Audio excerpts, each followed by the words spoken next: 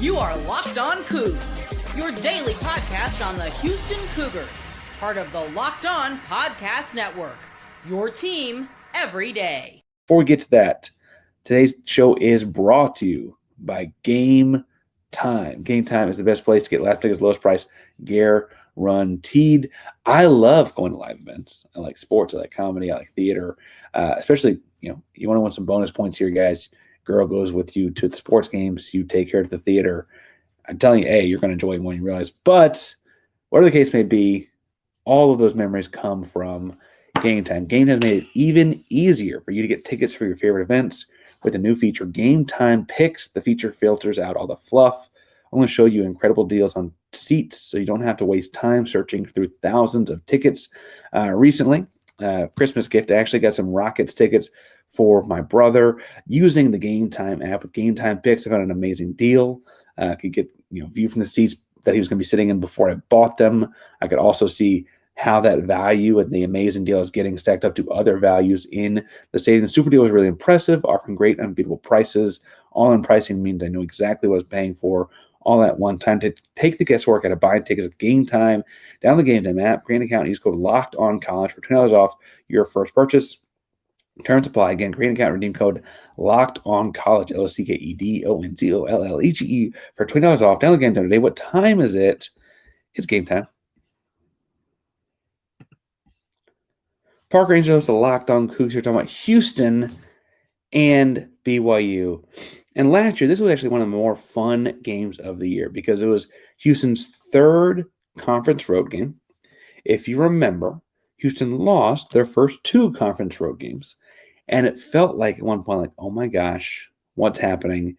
Is the sky falling? Is Houston never going to win a road game ever again? Is this conference that hard? And I do think this conference is that challenging, is that difficult, and winning on the road, and it is tough. But this game kind of cemented for a lot of people, myself included, that Houston really could win the Big 12 conference. Ultimately did win the regular season Big 12 conference, right? And so if you go back to last year, Houston was up double digits, about 10 minutes left, and then BYU starts a run, right? Home crowd got behind it. They finally attacked the rim, got inside, did it by posting up, did it by attacking. And while schematically they've changed coaches, and so Mark Pope is now at Kentucky and did it right. They did. So the schematics don't matter as much for this year. They clearly had something on the Cougs that had some sort of the Houston Cougar number there at the end, right? Made a transition three with about 2 minutes left that tied it up. And then there was like a rough, dry, I think it was about a minute where no team scored, a bunch of tough rebounds. Nobody could put the ball in the basket, whatever. And then on a tough rebound, Houston gets the ball out of bounds on the sideline on the BYU side of the floor. There's an inbounds pass where Jamal pump fakes, and the BYU guy jacks up Emmanuel Sharp, right? Just knocks him over. And BYU says he's flopping and the ball's not in bounds. And did he trip? Did he slide? Did whatever? I mean, I think he got hit pretty hard, but whatever. And the wild foul, BYU says not foul, but the wild foul gets called a foul, and Sharp gets to go shoot free throws. And then after Sharp makes his free throws, he just comes down and gets a stop, and Jamal Shed is one of the most impressive defensive rebounds even in his career at Houston, right? As far as defensive rebounds go. Offensive rebounds, the putback and saying, but that's not here there. Incredible, deep, tough defensive rebound. He gets fouled, makes his free throws, solidified, dagger the game, etc.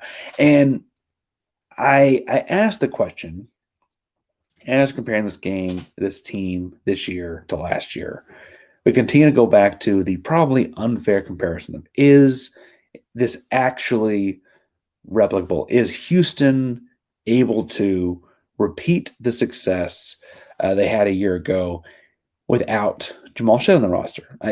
Is that something they can actually do? And I understand that Jamal Shed had that rebound. And I understand that Jamal Shed pump faked the ball in a way that got them to foul Emmanuel Sharp. I don't know if that was necessarily on purpose. I wonder if, frankly, had Emmanuel Sharp not fallen, if he probably throws the ball in and gets stolen. What would happen, right?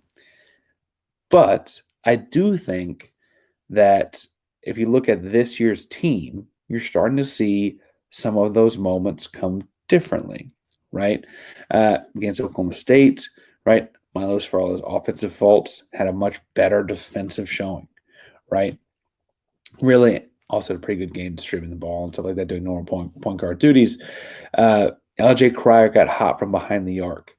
Emmanuel Sharp's still the same guy. He's still Crash. He's still throwing his body around and made an impact on winning against Oklahoma State, even if he didn't score the ball as effectively as he has been. He had just 2 points a game, right? And you also have the literal same cast of characters with the bigs.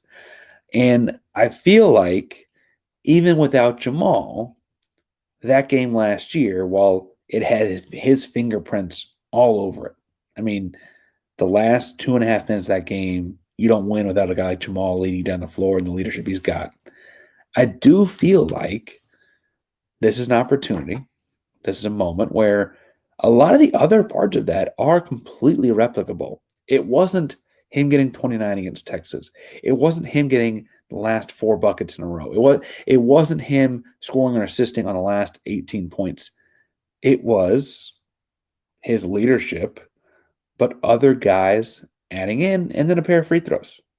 Rebounding a pair of free throws, I should say. And I think that actually makes this a fairly replicable game year to year. I don't know that necessarily matters a whole lot, but I do know that last year, this road game mattered a whole lot. This year, BYU is demonstrably better. And it's a home game, so that, should take some of the edge off of it. It's also, for what's worth, a holiday break game, so we'll see what the crowd looks like, etc. And everyone tells me BYU travels very well, so I guess we'll also see that. I wonder who this year's hero is. Is it Crier? Is it Sharp? Is it Arsenault? Frankly, before Oklahoma State, I was going to say it was Arsenault. And then he had a rough first game in the Big 12. Remember, he didn't get to play in the Big 12 games last year. He got hurt. I wonder if his second game in the Big 12 back at Virginia at home, he kind of feels more like himself, and it does become him as that guy. Because remember, Jamal Shed has owned, before Big 12 play, he was kind of good. He was good.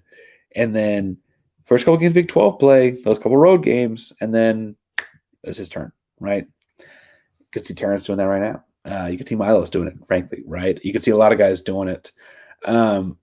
Tomorrow's Locked on Coogs. I'm working on getting a crossover with BYU to talk some hoops. He watched the hoops pretty closely, Jake does.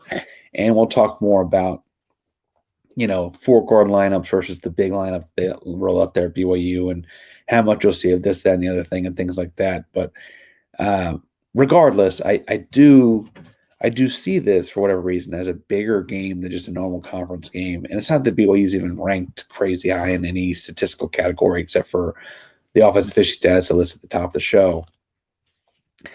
It's more about purely a vibes thing. Can it be a vibes thing? I think it's just a vibes thing with this one. And I think it's an important game. And I think it's going to be an interesting one to see on Saturday. Tell me in the comments down below what you think. If you think this one's going to be highly touted, highly contested, if you think not. Whatever you think, tell me down below. Find me on social media at Painsworth512. Also on Instagram at Painsworth Sports. Wherever you get your podcast, you can find Locked on Coogs each and every day. Locked on Coogs, primarily Locked on podcast. Now it's your team every day. Go Coogs.